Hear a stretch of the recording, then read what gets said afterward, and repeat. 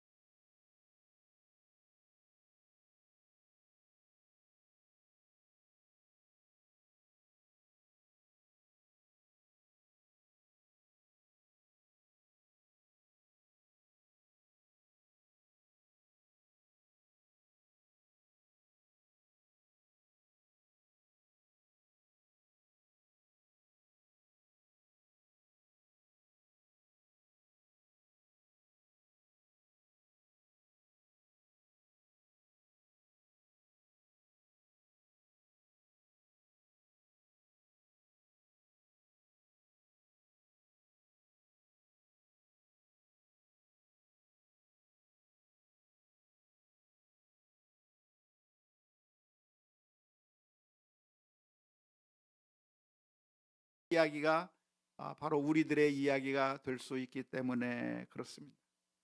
예수님 앞에 나왔던 어린 한 소년이 보리떡 5개와 물고기 2마리를 드렸던 것처럼 정말 우리와 똑같은 그런 사람들의 이야기가 성경에 기록되어 있는 것이죠.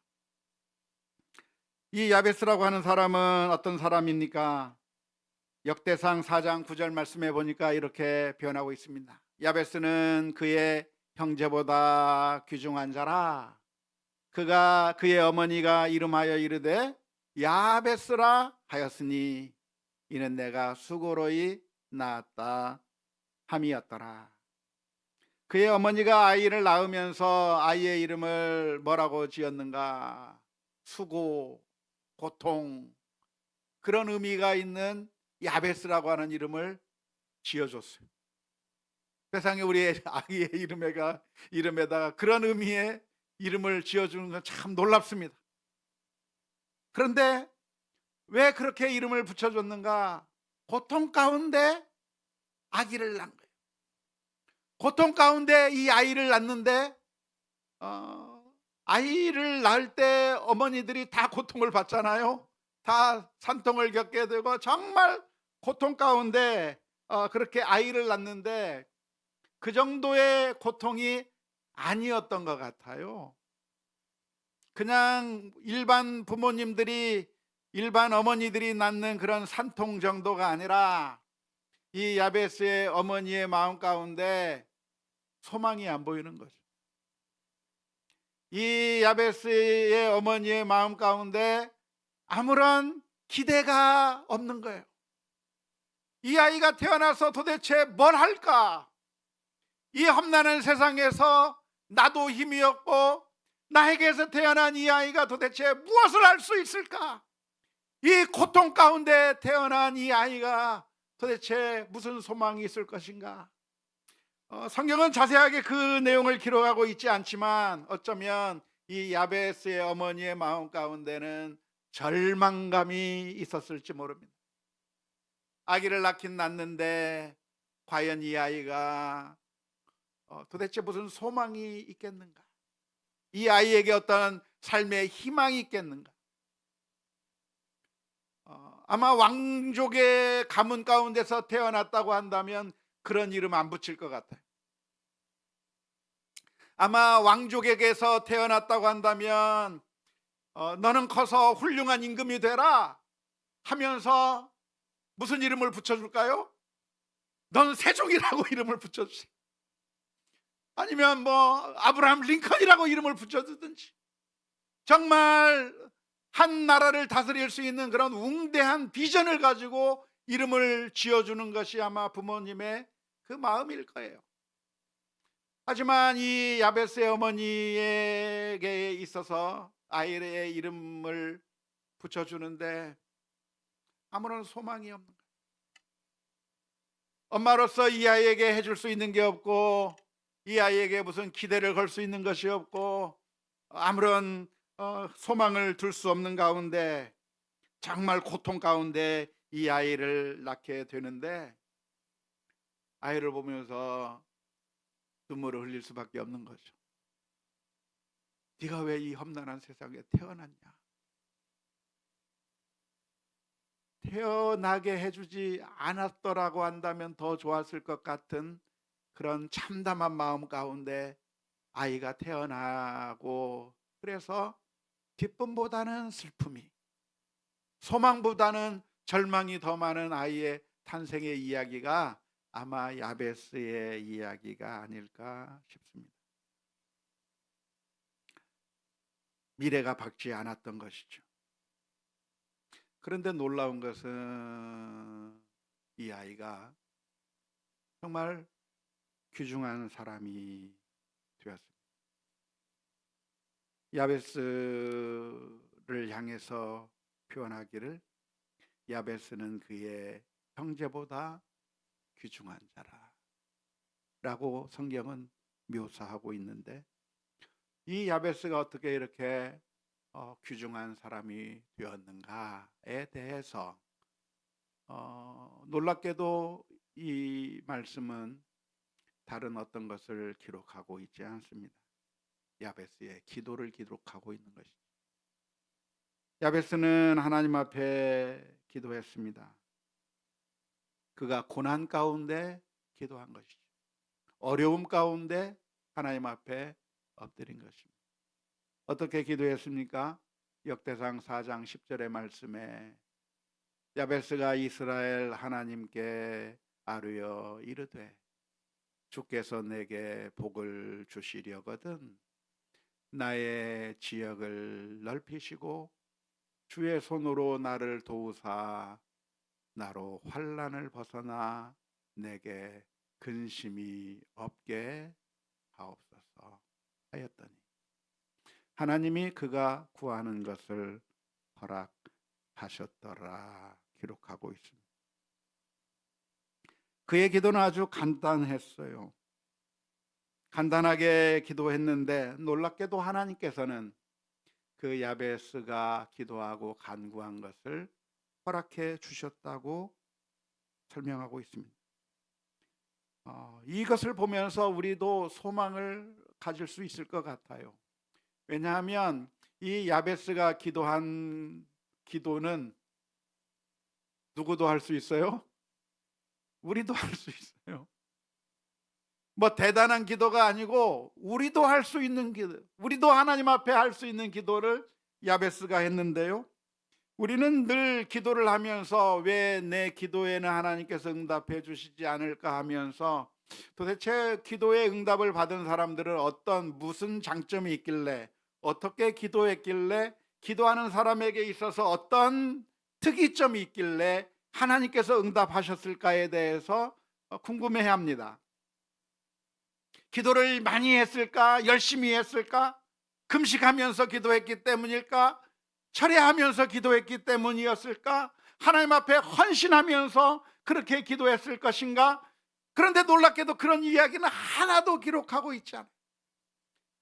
성경은 간단하게 무미건조하게 기도했는데 허락하셨다라고 표현하고 있는 것이죠. 왜 그렇습니까?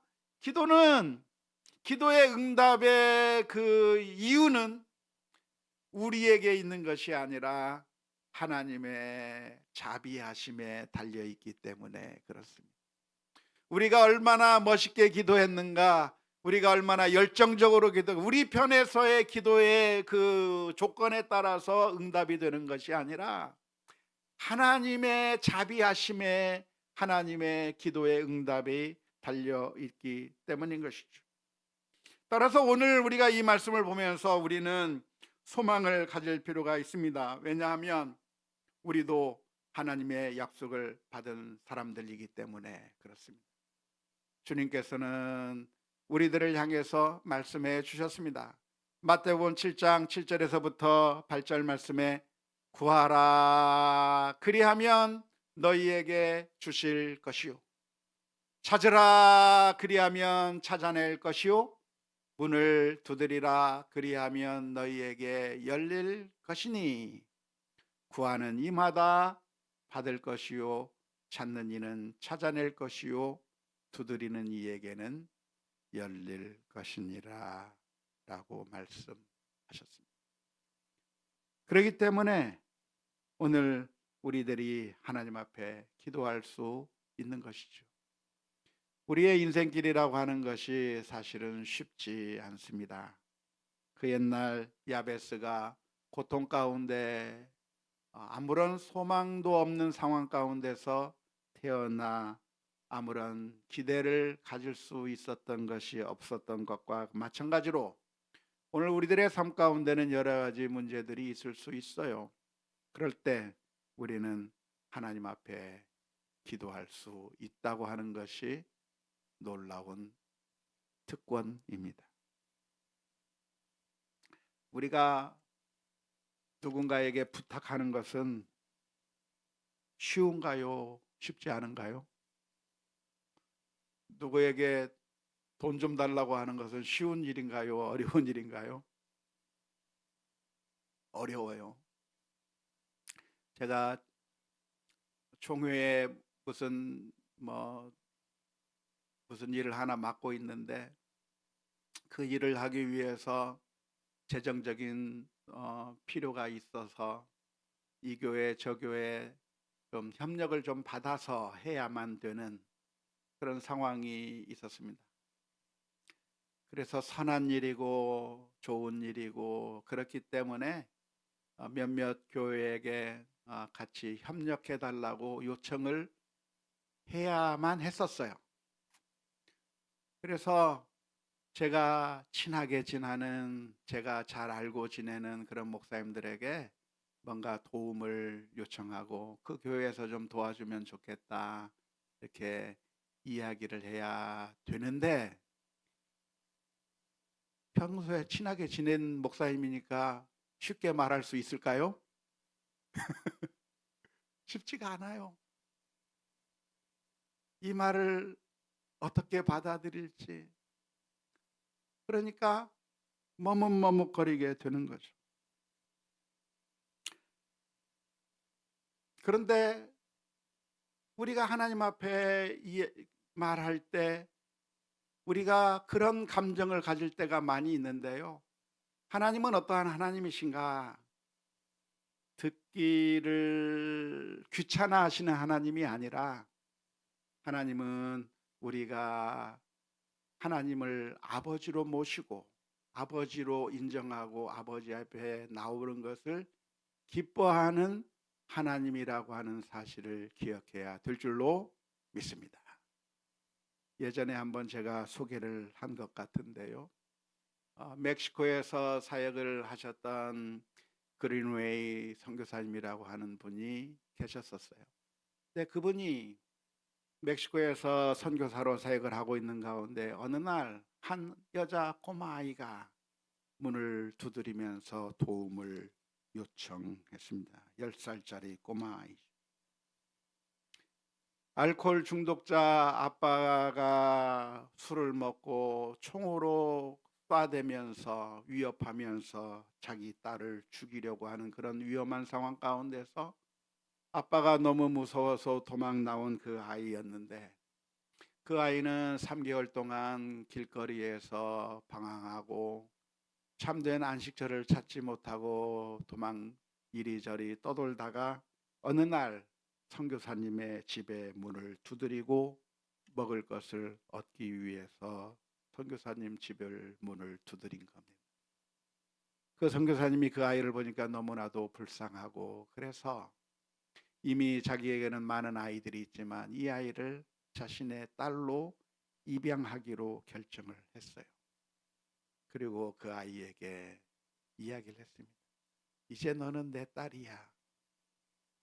이제 너는 우리를 아빠 엄마라고 불러도 돼. 그리고 너에게 필요한 거 있으면 언제든지 이야기해. 하지만 이 아이는 입양이 됐음에도 불구하고 필요한 것을 달라고 이야기하기를 쉽게 입이 떨어지지 않았어요. 집안에 냉장고가 있고 먹을 것이 있는데도 자기 손으로 가서 담대하게 꺼내 먹기를 주저하고 있었어요.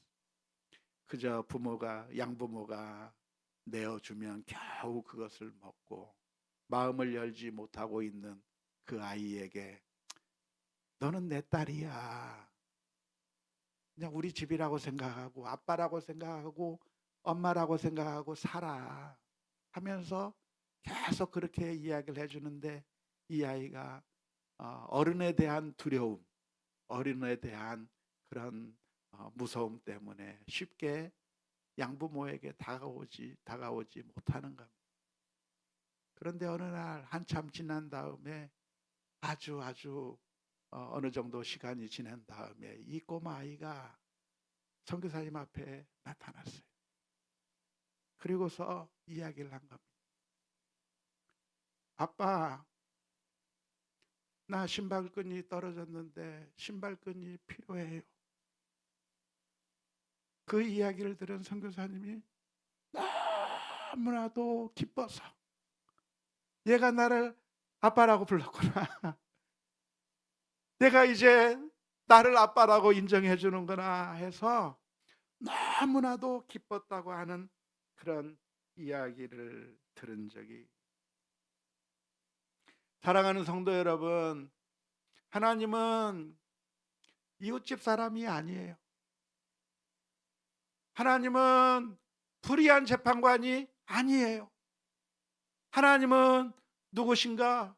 우리의 아버지, 어머니와 같이 우리에게 모든 것을 다 내어주길 원하시고, 우리를 위해서라면 아까운 것이 아무것도 없어서, 그래서 하나밖에 없는 그 아들을 십자가에 내어주시기까지 사랑하신 그 주님께서 오늘 우리가 우리의 형편 가운데 하나님 앞에 나와, 하나님 나에게 복을 주시려거든 나로 환난에서 벗어나게 하시고 내 지경을 넓혀달라고 하는 그런 기도, 우리에게 어떤 장점이 있어서가 아니라 하나님의 사랑은 너무나도 크기 때문에 우리를 향해서 귀 기울이고 계시다고 하는 사실을 기억하며 담대하게 하나님 앞에 기도하며 나아가는 우리 모두가 다 되어야 될 줄로 믿습니다.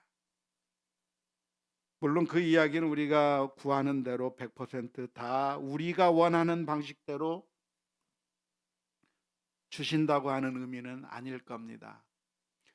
하나님은 슈퍼마켓 주인이 아니시기 때문에 식칼을 달라고 하면 그 식칼로 아이를 찌를지 말지 생각해 보지 않고 파는 것에만 관심이 있는 그런 슈퍼마켓 주인이 아니라 이것이 우리에게 가장 좋은 것인가를 보시며 가장 좋은 것으로 응답해 주시는 하나님이시기에 우리를 가장 좋은 길로, 가장 선한 길로 인도해 주시는 하나님이라고 하는 사실을 기억하면서 우리들의 인생의 길 가운데 남아있는 우리의 그 모든 과정 가운데서 하루하루 가운데서 하나님 앞에 엎드리며 기도하는 가운데 하나님께서 정말 나의 아버지시구나, 하나님이 정말 나의 사랑하시는 부모님이시구나 라고 하는 사실을 기억하면서 하나님과의 생생한 그 관계를 누리는 우리 모두가 다 될 수 있기를 주님의 이름으로 축원합니다.